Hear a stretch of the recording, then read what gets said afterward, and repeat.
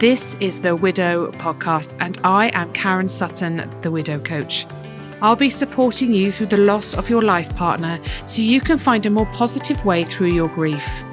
I want to give you hope after loss and to know that when you are ready, you can create a meaningful life for yourself with the help of me, Karen Sutton, and the Widow Podcast. Hello and welcome back to another episode of the Widow Podcast. I have got Emma Gray back. Emma joined us a couple of weeks ago. We had episode 27. Emma is a fellow widow, a mum herself, a former lawyer. I think you were wills and probate, wasn't it, Emma? Yes. Yep. And it now has created Rainbow Hunting, which I'll let Emma tell you what she does. But this is like part 2 of our chat, where in part 1, if you haven't listened yet, it's a very good listen. I recommend you go listen, talking about post-death admin after our person dies, what we need to do, how we can go about doing these things, what's important, what's not important. It was a wonderful conversation. But Emma has come back to talk to us today about our own Sadmin, our own wills, power of attorney, all of that kind of stuff. So Emma, hello, welcome back. It's lovely to have you again. Oh, thank you so much. I'm really excited. As I said to you in a bit of the pre-chat, this is the bit that I really get excited about, the post. So I call all of this admin stuff Sadmin because it is admin that nobody really wants to do and does tend to make us a bit sad thinking about death and dying because it's not exactly kind of party territory. And I really do feel that kind of the stars aligned in a little bit. That I was a wills and probate lawyer. I'm fascinated in mental health training as a counsellor, specialising in grief. And then I'm a widow. So I've got all that lived experience. And it just almost feels like a bit fatalistic, like I was doomed to do this.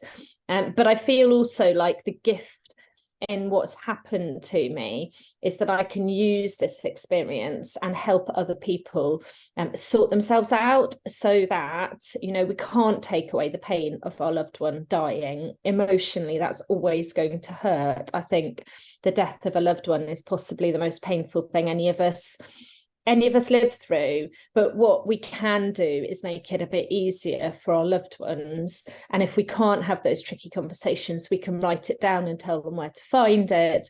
And it kind of holds their hand even when you're not there through all this stuff that we were talking about last time, which is the post-death. But this week, really excited to be talking.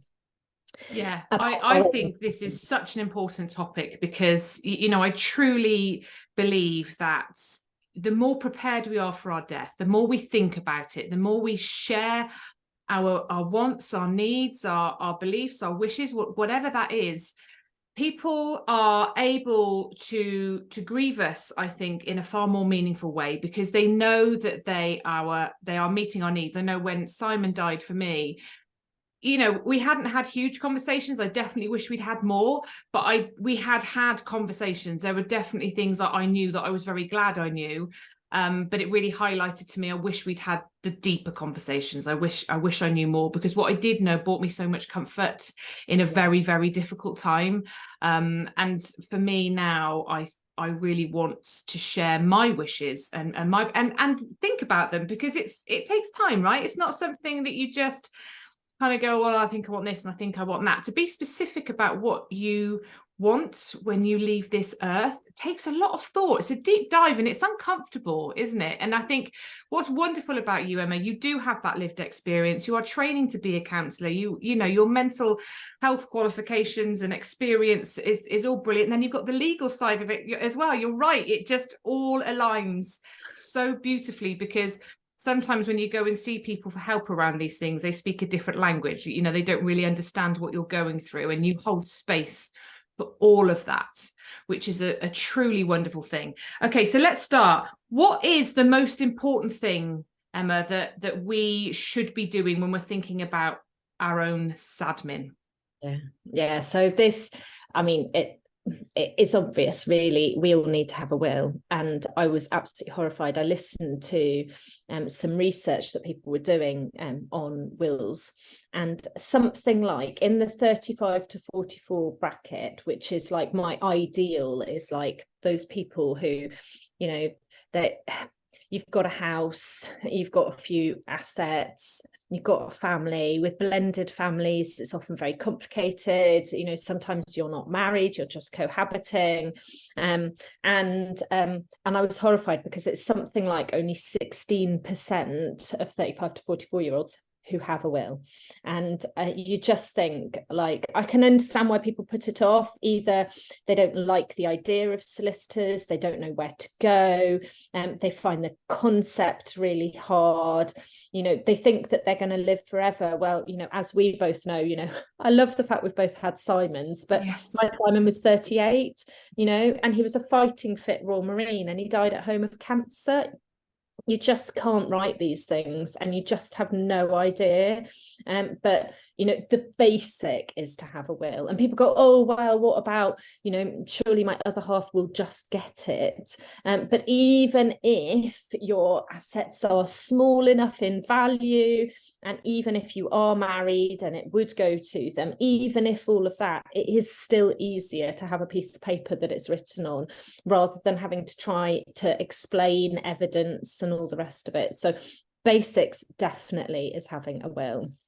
And I think it's really important as well, because a lot of people listening have lost their life partner. And now it's not that, is it? You know, when you are living with someone and you're married, you have that assumption, well, it will just go to my person and that's fine. They can sort it out. You know, I don't need to worry about it. But actually now you may find yourself in a position that person isn't there anymore. Maybe you have young children, maybe you have older children, maybe you're estranged from your children, maybe you don't have it. Do you know what I mean? Like, whatever your circumstances, and you've obviously inherited from your person as well that has died, what's going to happen in all these scenarios? So what's the first step you would take, Emma, in thinking about your own will? Where do you start? So this is exactly why, only about twice a year, but I do this free will challenge, and it's run through Facebook. And every now and then I do think, oh, I must try and make it more accessible to people who aren't on Facebook, but thankfully most people are. But the whole idea is that it takes people from head in the sand, not having a clue where to start, or feeling like they just need their hand holding, to a place at the end of 4 days where they have a completed kind of will planner checklist, which is basically everything I wish clients had walked into the door with when they came to instruct me when I used to be a solicitor. Because, you know, knowing it used to be my bread and butter doing wills, and solicitors just don't have the time to help you think about the maybes and the who and the, you know, should it be Auntie Flo, or actually maybe that Auntie Flo's a bit old, so maybe it should be mum, but you know, not quite so sure. And, you know, it just doesn't have the time for any of that. But I really think as well, these things are so difficult to do on our own. It's a bit like grief. It really struggles to heal in isolation. But if we share that grief, and if we talk about the person that we love that's died, I think it is easier for us to process our own bereavement. And a little bit like that with the will. So the whole idea is there's this private Facebook group, and everyone, last time I did it, it was amazing. The chatter in it was brilliant, and it was almost people supporting each other, and then you get ideas from each other. And over 3 days I talked to people kind of on what happens if you don't have a will. Then I talk about the kind of 10 sort of myths and mistakes that I learned from when I was practicing. And then the last day is more about the practicalities of what the solicitor needs to know, how you find a solicitor, roughly what it would cost, what about online wills and all that sort of thing. Because I think that sometimes people put it off because they just don't know where to turn to. So having that advice, and then there's a Q&A session, people can ask me anything that they they want. And each day I give people a little task to do, nothing complicated, no fancy workbook that they have to read and print out and download, just something. But miraculously, by the end of the 4 days, they've actually got all the information they need to put in the checklist, and then their checklist is completed, and then I tell them how to find someone to actually get their will sorted. So, but yeah, I think sometimes we need a catalyst. When I was a lawyer, I used to say, you know, the number of people, it was such a high proportion who came to me because of something. So someone else had died, they were about to do a round the world trip, they'd been diagnosed with something. But actually, the reality is we all need to do it now. And we can't wait for our round the world trip or a diagnosis, or because if sadly we're on the M5 and in a horrible accident, our time is gone and we've missed it. Yeah. So I get really quite excited about it all because I know the life-changing difference it will make to people. It does. It does. When are you running this challenge again? Is this coming up, Ella? Yeah, so on my website, and I can give you the details, so maybe you can put it in the chat. But and full transparency, you know, I take people from head in the sand to having the checklist, regardless of whether they ever want to have anything to do with me or not in the future. But I do then have a Sadmin course that it leads on to, that there is a fee for. But the Will Challenge is totally free, and it's on the 24th of April, and it's run over 4 days. And then what's the Sadmin course then? What do you do in that? If the free will challenge is getting you to think about your will, what does the Sadmin course cover? So yeah, at the end of the will challenge, I'll do a bit of a talk about like why sorting your will is just the beginning. And I really do believe that all the legal documents are really only the backbone. And actually there's so much more meat to the bones that we need to think about when we think about our own Sadmin. So the Sadmin course goes over 8 weeks. And it's split down. So the first and the last are kind of quite gentle. So the first week is kind of getting people to introduce themselves. Where are they? Why have they put it off? What the obstacles are? And I warn people about what might come up for them, what they might find hard and what they might find tricky. And I found it really fascinating when I ran it in the autumn, because actually people then throughout the weeks owned when they felt those things coming up. Oh, you know, I'm feeling that, I'm getting quite angry with this, so I don't want to do it. And then because they could out it in the little group, that people could help and say, remember, this is really important, remember your why, remember why you're doing this. And then in the second week, I do take people over wills again, just in case they weren't in the free will challenge. But also there's more to it. I go into funerals in a bit more detail, and I go into letters of wishes, because especially if you've got children or you've got complicated trusts in your wills, or if there's just more that you want people to know, I think there's so much more we need to write down than I want my other half to have all my assets. You know, there's just so much more that people need to know to be able to deal with your probate when you're not here.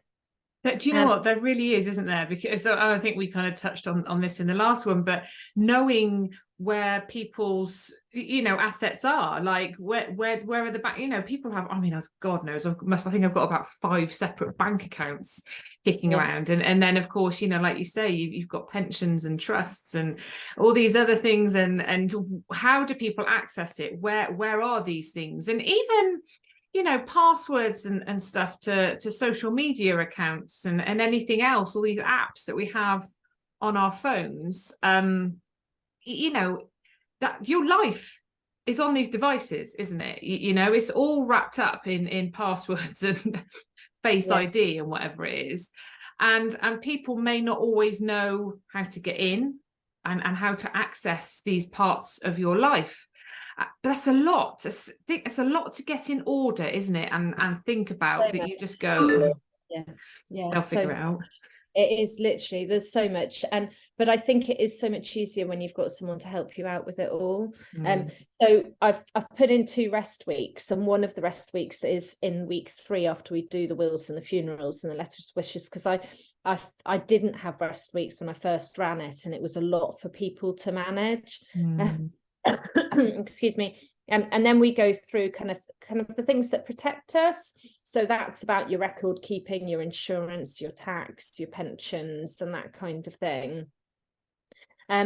Then we also talk about decision making. So that's like powers of attorney and advanced decisions, and explaining the difference between them and what attorneys do and how important it is for everybody to have powers of attorney. What is it? What's the power of attorney then, Emma? What do they do? So your will is the legal document, the only legal document that says who gets what when you die.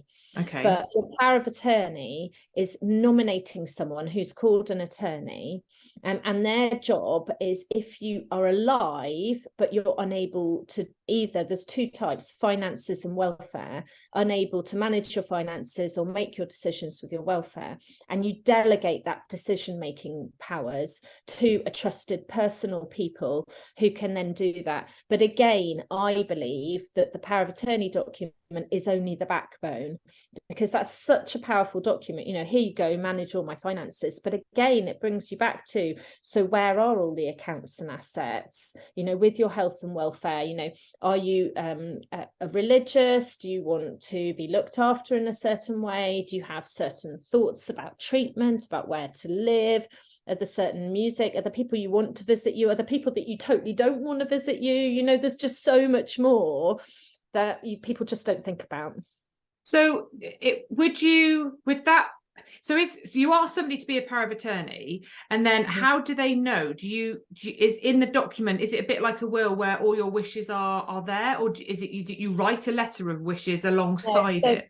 In the power of attorney document, you can put some restrictions and conditions, but a little bit like in a will, once it's in the legal document, to change it is a bit tricky. So for a will, you'd have to do a new will and revoke your old one. For a power of attorney, you'd actually have to do a deed revoking the old power of attorney and prepare a new power of attorney. So with the wishes, as long as people understand that it is only wishes and it's not legally binding, but you wouldn't have your trusted person if you didn't really trust them to be your attorney, then I am quite an advocate that you should have a separate letter of wishes, and that's where you write the stuff that you may change your mind on. So yeah. And does that apply in the same way alongside your will? You write it's a letter of wishes that works alongside your will, that your what are they called with your will? The people that executors, that's it, thank you.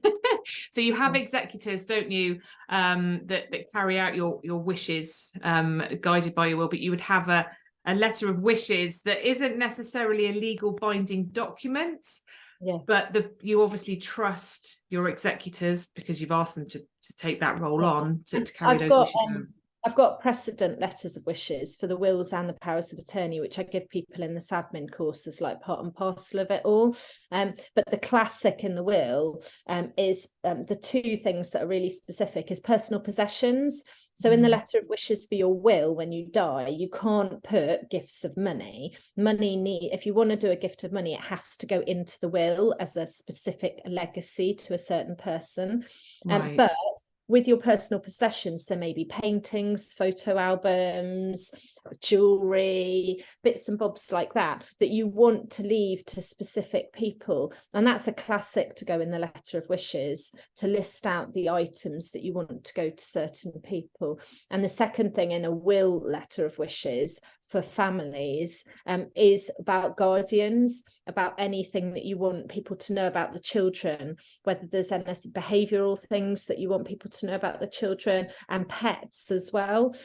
You know, kind of, I know with vets, you know, like who the vet is, or, you know, I've got horses, you know, the farrier, how often the farrier comes, where the horse's passport is, you know, all that kind of stuff that would make it so much easier, and really tricky if you don't know it. And with the children, you know, what the legacy is. Do you want them to go to further education? Do you not mind if they don't go to further education? Do you want some of the money that you leave the kids that you actually don't really want them to touch until they're older? Do you want the ability for the guardians to be able to advance money to help buy a car or to pay for driving lessons? All that kind of stuff is really, really, really helpful. So much, isn't there? There's so much. Like, I mean, how many people are actually, are you, Emma? Are you this organized? Do you have all of this stuff covered? I'd love to say I was 100% organised, but I am a bit quirky. So I have done a letter of wishes about the children. And I did send it to my parents just before I was going somewhere. It was like, I'm hoping nothing's going to happen to me. This is not just prompted by the fact that I'm going somewhere, but I just thought, in case I'm not here, here's the stuff you need to know. And also about the horse and where the horse would be and how it would be looked after and stuff. But the classic was totally out of the blue. I then was like, one of the things I found really hard, and if people have any idea on and want to share things that are hard or were made a massive difference, please send me personal messages on like my Instagram and stuff like that, because I love hearing what makes a difference, but also us all learning from each other's mistakes so that other people can learn as well. But one of the things I learned from my mistakes with Simon is, he'd said he wanted a military burial, and he'd even told me which individuals were going to be coffin bearers and stuff like that. But he hadn't given me one hymn, one prayer, one reading. And because I also had, obviously, thankfully, my in-laws around, it caused me so much stress and anxiety that, don't laugh, I've written my own funeral service. And again, I emailed it around my family, like, I'm not planning on doing anything silly, but I just want you to know that I found this very stressful when Simon died. So here's my funeral service. These are the things. But I was able to say, like, I want this hymn because it's one that I had at my wedding, and just be able to share why those things are important. Wow, that's amazing, isn't it, actually, to sort of, because you do hear people, when you have a long-term illness, and not everybody does this, but thinks about their funeral, and they go through, they have an evening maybe where they talk about the readings and they go through music and who they want to speak and all that kind of thing, but it's not something that we necessarily think of. And I do talk about my funeral to my children and to Andy, and I say I kind of just want it to be a happy event, but in my mind I'm like, well, I kind of want it to be your thing that you do for because there's a part of that, isn't there? Because when Simon died, I very much wanted to bring things in that had meaning for me. But then equally, there was his mum, his brother, his friends, his girls.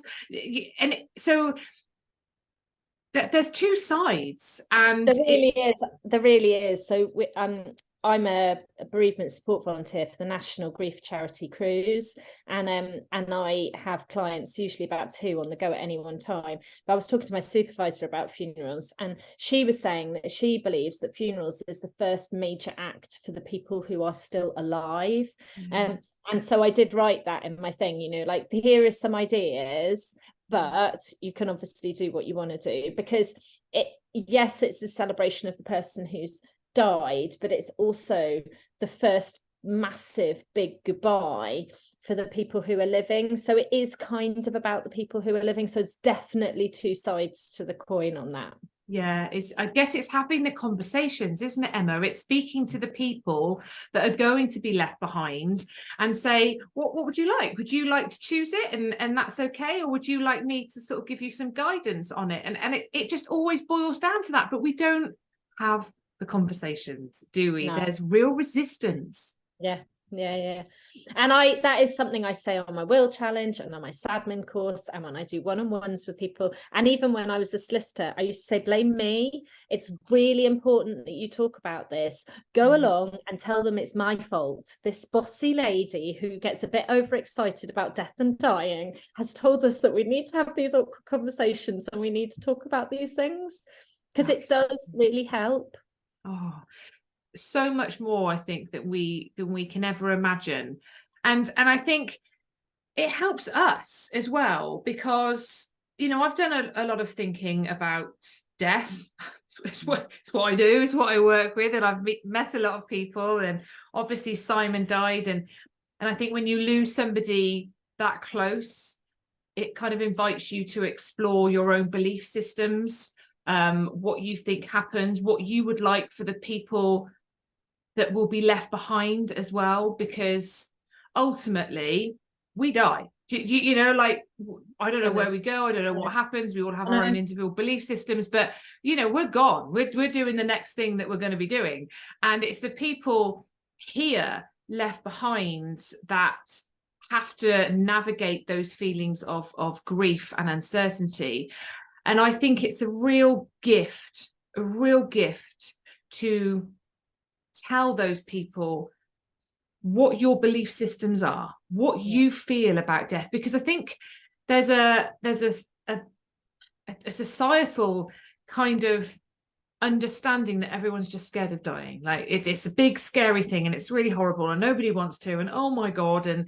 But actually, you know, me exploring all of this and spending a lot of time with it, I'm not scared of dying.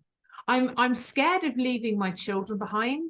Yeah. And I'm scared of what that will mean for them. So what can I do? What can I do that softens that for me and for them? Not takes away the pain, not makes it easy, but kind of goes, this is where I'm at. This is what I'm thinking. I'm not scared of dying. Don't worry for me. You know, I will go and do the next thing to the best of my ability. And I want you to do X, Y, and Z. I want you to have these experiences, do these things and live your life. And I think that helps people in their grief, doesn't it? If you're able to have these conversations.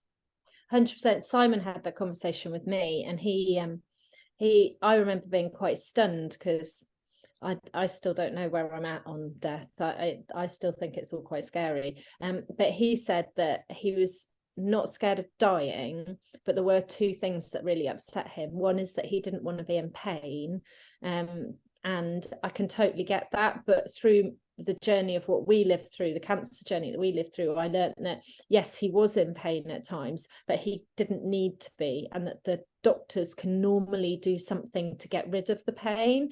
And then the other thing is he didn't want to be forgotten. And I think the more you put into all of this, the less chance there is that you'll be forgotten, and the more chance people will think fondly, because they will be so grateful for the handrail that you leave them, and you leave them a bit of a legacy, you know. Absolutely, 100%. You know, it's guiding them, isn't it? It's guiding their belief systems and how they continue forward. And I think we can have a huge impact. And I think we all underestimate that impact. Like we don't fully understand it. I think with the way today's world works and the way everyone's so online, I've got 1 week on my course that's totally devoted to digital legacy, and I think that's a really important piece, because you know, how do you want things memorialized? Do you want certain things deleted? Are there things you want people to find? Are there things you totally don't want? You just want them destroyed without people looking at them? And I think it's all part and parcel of it, isn't it? It's all part and parcel of remembering and being organized and sorting everything out. Absolutely. Do you know what? It's such a good point, because you know, you might be on dating sites, did you know, and having conversations with people, and you might not want your children to stumble across the conversations you're having on dating sites if something happens. Do you see what I mean? So it is having those. And also, like, you know, I'm always encouraging my clients to write things down, to journal, because I think it's a really safe space, and it allows us that time to gather our thoughts and share in a place that's non-judgmental. And obviously there's a resistance in that sometimes, because what happens? What if something happens to me? Somebody finds my journal, and I always say, well, who do you trust? Tell them where it is. Tell them you don't want anyone to read it, and just burn it. If anything happens to you, this is where it is. Take it away, burn it. Just, you know, it's like, it's again covering anything that you need covered, isn't it? So that you feel at peace with these things. And it's fascinating, and that's, I don't think, something that's totally new with social media, because I remember talking to my dad about stuff like that, and my dad said that he was once asked that if anything happened to someone, to burn a whole bunch of stuff that they had written down. And I said, what do you do? And he said, well, I took it all and I had a big bonfire and I burnt it, because that's what I got asked to do. And it is about picking the right person, and someone that you choose, you know, you trust to do what you want with it all. 100%. Yeah.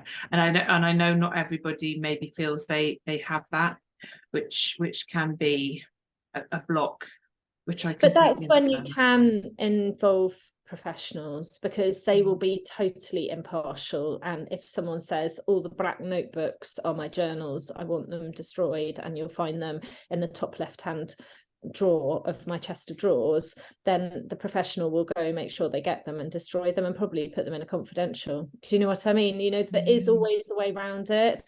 I used to say when I was a lawyer, you know, people used to say, oh God, you know, the reason I haven't done my will is because it's all so complicated. And I used to start off by saying, oh, I love problems. And I was like, actually, that's a lie. I don't like problems. They cause people a lot of distress, and that's not really very nice. What I love is the fact that I can solve the problems. And I haven't come across a situation where you can't solve it. And yes, it seems complicated potentially to you, but often when someone's got a different perspective, a different knowledge base, they can go, hold on, there's a way around this, we can work around this, and this is the way that you can sort that out. Absolutely. So at what age do your children become able to be executors, power of attorney, all that kind of stuff? Yeah, so the age legally is 18, but I always say you need to think about the individual. You know, you wouldn't have someone who's likely to go bankrupt being a finance power of attorney or an executor. So you need to think sensibly about the individual. You wouldn't necessarily leave all your estate and your life policy money and all the rest of it to your kids outright at 18 if you think they're going to piss it against a wall. You know, you'd maybe put 23 or 25, but take advice on the tax, because there might be tax implications of it all. But you know, it's about being sensible. But actually I find that a lot of people, their sense of relief when their elder child gets to be 18, because even if they don't make them executor and trustee, they can make them guardian, and sometimes they quite like that, or they make them an executor and a trustee and a guardian, but with someone who's much older, so that they can and that, I mean, that'd be 18 in the UK. Is it the same in the I US? don't know. So the one caveat with all my will challenge and my Sadmin course and everything is that I'm based in England and the UK, and I'm qualified in England and Wales law. So even Scottish stuff, I have had a Scottish person do the Sadmin course, but it's I can only give advice on what happens in the UK. So you'd need to double check it, and some of the terminology is a little bit different in the States for wills, powers of attorney and stuff like that, but the concept's the same. Yes. But some of the terminology is a little bit different. But I'm a bit of a one for owning the bit that I'm an expert in and not advising on the stuff that I don't know, and signposting people.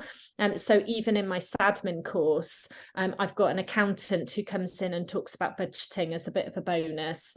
I've got an online storage person who comes in and talks about how you can store all your stuff online and have magical notes that go to people when you die, but they're all stored there safely until that death notification is registered. And I have financial advisors who come in and talk about kind of like what a financial advisor does, and that kind of more finance stuff, because I'm not qualified by the Financial Services Authority, so I can't give advice on that. Sounds so interesting. Obviously I did my will after Simon died, which, you know, 6.5 years ago now. You know, a lot's changed since then, and obviously I now have a business as well. Do you see what I mean? What you know, I'm sat here talking to you thinking, oh my God, I really need to update my will. I don't know where to start. Right, I need to go on over. Come on the challenge. Because I do talk a little bit about businesses and foreign assets and stuff like that, because they are the quirky things, and trusts, because they are the quirky things that actually are often the situations where a will is really needed. So I redid my will, and I've got business provisions in my will so that the executors can run the business whilst they're administering the estate and working out what the hell they do with it. So yeah, it is just really important to take it in, but that's why I do the will challenge, because I'd like to think I'm no longer a qualified lawyer, so I won't draft legal documents and I won't take people on as legal clients. I'll point to where I reckon you can get really good advice, but I won't do that bit myself. But I've got the knowledge base, but also I'm not really your typical lawyer. So hopefully I can translate some of these tricky things and, oh my God, what do I do about this, into a language that people understand. Because so often I get I went to a solicitor, but I didn't understand a word he said. Yeah. I mean, the will thing makes me laugh, because I obviously went through the whole process with my solicitor after Simon died, and you go through this whole process of what do you want in all these different scenarios, and you come up with the answers, and then you're handed this document that's written in Russian or something, and you're like, and they're going, can you just sign this? And I'm like, I don't know, can I? Does that mean what I've said over here? Because that doesn't make any. So then you've got to go through this document that's written in a completely foreign language to try and fathom out whether it says what you want it to say, and it's a bit intimidating, isn't it? And a bit daunting. So I love that you do it. And again, I'm sat here thinking, I just haven't got time. But oh my God, it's so important, isn't it? Like, make the time. Honestly, Karen, so the will challenge really doesn't take up very much time. I talk for maybe 15 minutes each day. So it's and then the task I give people to do is maybe 10-15 minutes. It's not a time intensive thing. And that's the thing that I think is so ironic, is that to do a will and to do my challenge, it's not time. The time intensive is to get your head around doing it. It's like, you need to do it, just do it, just get on and just do it, because otherwise we spend ages thinking, what about this, what about that, what about the other? And to have the peace of mind and clarity. So tell me, what happens, Emma, if you don't do this? We all have choices at the end of the day. We can all kind of go, oh, it's all right, I haven't got time at the moment, I'm too busy, which is exactly what I've been doing for the last year. I'll just wait. I'll wait till I've got time. That time never comes. Your will's not up to date. Maybe it's not even drawn up. You haven't even thought about it. Then you drop down dead. What happens in those circumstances? Yeah. So that's where something called the laws of intestacy. I'm not going to go into it in great detail. I do cover it in the thing, and you can Google the laws of intestacy and it tells you what it is. But basically, there are laws that are set in place, the entitlement that people have on your estate. And so, you can imagine the first with entitlement is a spouse, and then it's children. Then ironically, it goes from children up to parents, which can cause a double IHT bill sometimes. Does it go to children if they're under 18? Yeah, so on trust until they're 18. Okay. So then it's looked after on trust until they're 18. But there is someone has to apply to be the right person. Instead of an executor, it's called an administrator, but they don't have the powers. So an executor's powers run from the minute you die, because their appointment is in the will. But if you have no will, there is no evidence as to who is going to administer your estate until they get appointed by the probate registry in the court, and then you've got a piece of paper saying the administrator is this person. So generally and also, although you say spouse is the first with the entitlement, there's a cap on the amount of money. So if you own a nice house, then the chances are the spouse will get a chunk of the house, but a chunk of the house will pass to the kids. Is that really what you want? So the laws of intestacy are not necessarily perfect, and they are far from perfect if you cohabit, because there is nothing that provides for a cohabitee. Nothing. So if you've got two people living together, one of them drops down dead, the survivor has no automatic entitlement under the laws of intestacy. They can bring a claim that potentially no reasonable financial provision's been made and stuff, but then you're going into contentious probate. So the short answer with what happens if you haven't got a will is more money on legal fees, more time, and more complicated. And I guess it's difficult as well, because I do actually, I have clients that, maybe they're in their late 50s, early 60s, they've lost their life partner, they might not have children, their parents have passed. If you